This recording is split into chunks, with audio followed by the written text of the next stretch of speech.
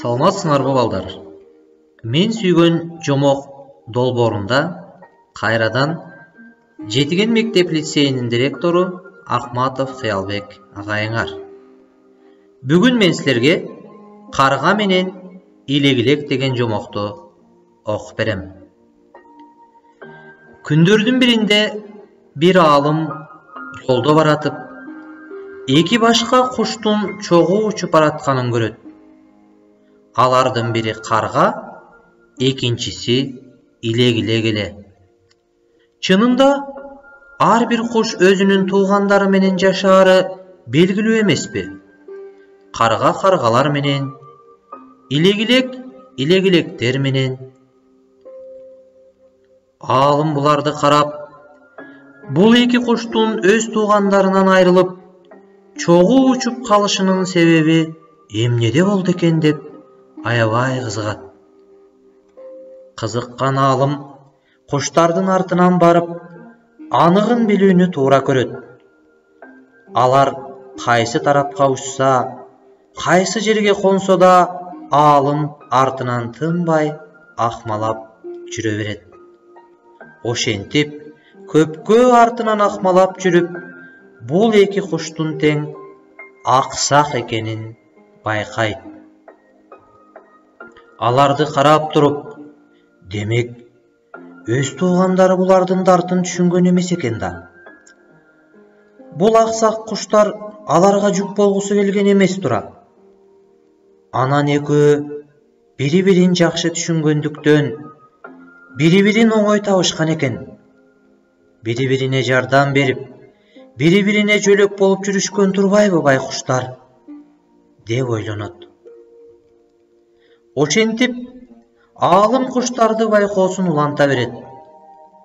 Көп өтпөй, бул оюнун жаңылыш болбогонун көрөт. Бир маалда суу жээгине конгон илегилек суу ичүү үчүн мойнун созот. Бирок аксак болгон үчүн тең салмактуулугун сактай албай кулап кетмекчи болот.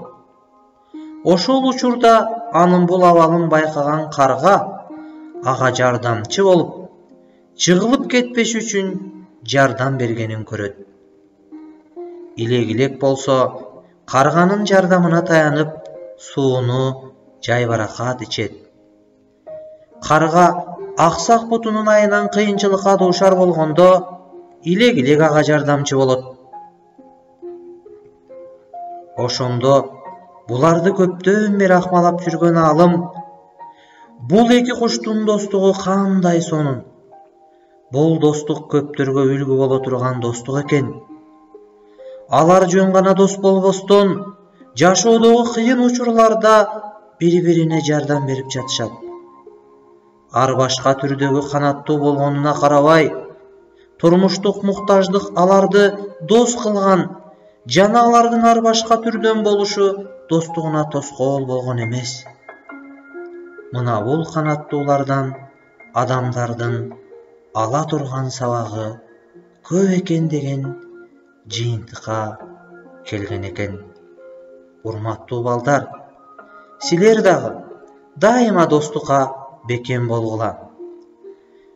Достукту пайдасы тийген учурда гана пайдаланбагыла. Кыйынчылык мезгилде досторуңарга жөлөк болгула, таяныч болгула. Достук ошонусу менен ыйык. Жомок сабырдуу боло алам адептүүлүктү үйрөнүү китебинен алынды. Китепти түрк тилинен кыргыз тилине которгон Бакыт Жунусалиев. Көңүл бурганыңар үчүн ыраазычылык билдирем.